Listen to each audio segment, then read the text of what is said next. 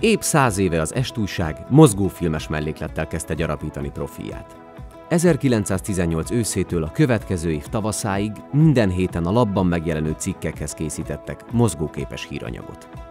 Ezt a sorozatot váltotta fel 19 tavaszán a Vörös Riport film, amely már a Tanácsköztársaság híradója volt, és amely annak bukásáig tartott.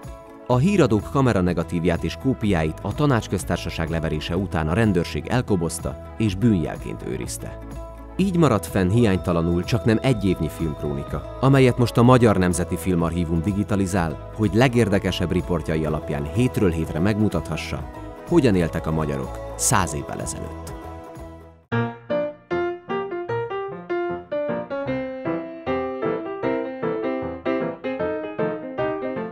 ...1919 nyarán a főzéshez és vízmelegítéshez szükséges tűzifa hiányának enyhítésére a kormányzó tanács átmeneti megoldásként megengedte a budapesti lakosoknak, hogy a várost környező hegyek erdőiben gyűjtsenek lehullott száraz galjakat. A legtöbben azonban nem álltak meg itt, s élő fákat kezdtek kivágni, így július közepére úgy tűnt, hogy a Hűvösvölgy és a Zugliget erdőinek nagy része teljesen eltűnik. Ennek megakadályozására a Földművelésügyi Népbiztosság erdészeti osztálya szakszerű fakitermelést rendelt el a budai hegyekben, melyhez július 28-án készültek hozzáfogni a Nagy-Hárshegy alján.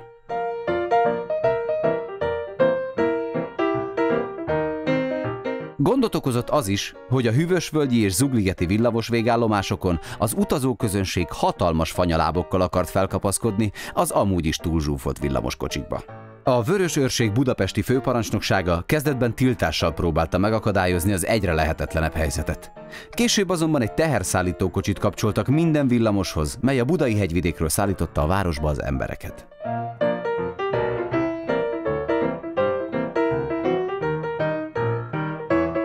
Július elejére beérett az április első napjaiban beszántott lóversenytereken vetett borsó, amit fejmunkások és főiskolások takarítottak be.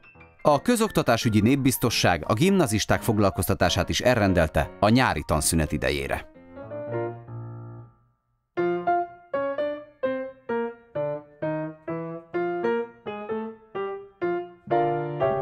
A nyár folyamán a kisebbek számára a Munkások Gyerekbarát Egyesülete, illetve a kerületek munkástanácsai igyekeztek különféle szórakoztató programokról gondoskodni. Július 5-én délelőtt is főként a 8-14 éveseket várták az Angol Parkban, akkori hivatalos nevén a Nemzeti Parkban megrendezett Proletárnapra.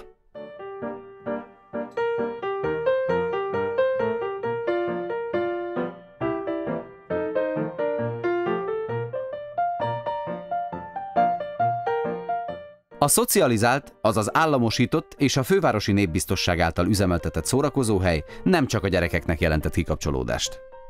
A szélesebb néprétegek számára is látogathatóvá tett park játékait a felnőttek is ugyanúgy élvezték. Az egésznapos rendezvényre több ezren látogattak ki.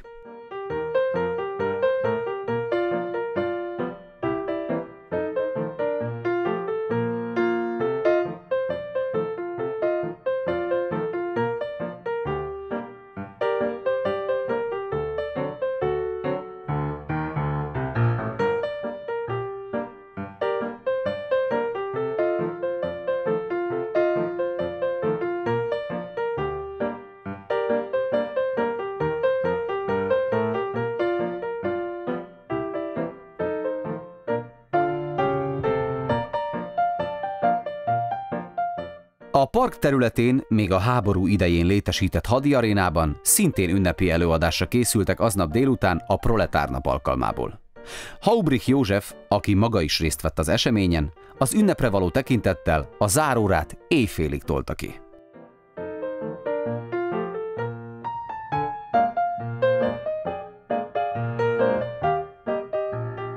A 6. kerületi munkás- és katonatanács művelődési osztálya által rendezett ünnepségen a legnevesebb fővárosi művészek és artisták léptek fel. 3 előadást is tartottak aznap a nagy érdeklődésre való tekintettel. Fél 4-kor, 6-kor és fél 9-kor. A park területén több helyen is katona és szimfonikus zenekarok játszottak délután 3-tól záróráig. Este 10 órakor tűzijáték volt.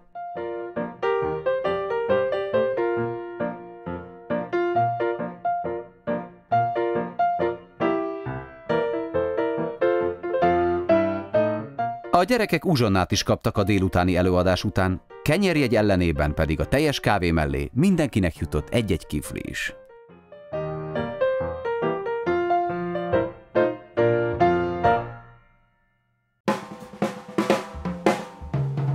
Az idei nyár a proletárok nyara lesz. Ezzel a jelszóval hirdetett nyaraltatási akciót a Munkaügyi és Népjóléti Népbiztosság, hogy ne csak egy kiváltságos réteg monopóliuma legyen az egészség s a természet szépségének élvezete. Betegpénztári orvos döntött arról, hogy kiszorul üdülésre. A nyaralás időtartamát 3-4 hétben állapították meg. Ez alatt a munkás városi lakását mentesítették a rekvirálás alól. A kiutalt lakásokért a nyaraló proletárnak bért kellett fizetnie, de ellátásáról gondoskodtak. A Népbiztosság fürdőügyi csoportja külön vasúti kocsit is biztosított a Balatonhoz kora reggel induló s késő este visszaérkező vonathoz a beutaltak számára.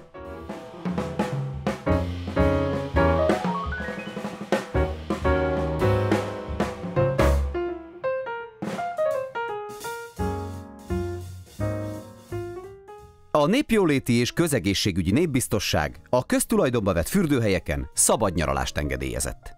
Siófokon, Balatonfüreden, Keszthelyen, Hévízen, Parádon, Tarcsán, Savanyúkúton és Balffürdőn azonban július 15-éig a Népbiztosság engedélyére volt szükség, amit csak beteg proletárok kaphattak meg.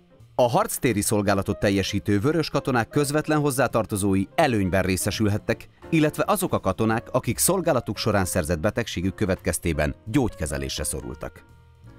A beutalt munkások magukkal vihették a családjukat is, így a partmenti játékokat együtt élvezhették.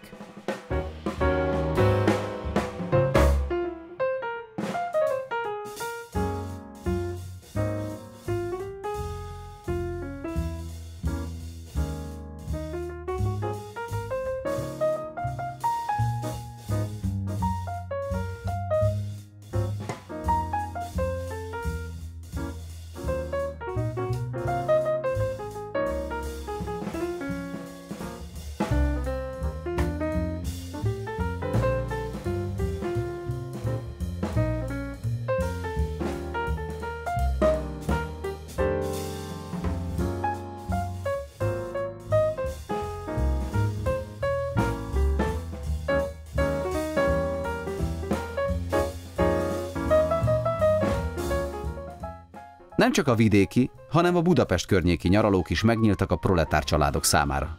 A Svábhegyen, a Zugligetben és a Hűvösvölgyben mintegy 2000 üres szoba várt a nyaralókra. A népszerű strandfürdő, a Rákos-Szentmihály határában a Kerepesi út mentén elterülő Kristálytó is kinyitott június közepén. Reggel 10 órától este 7-ig várta a fürdeni és napfürdőzni vágyókat.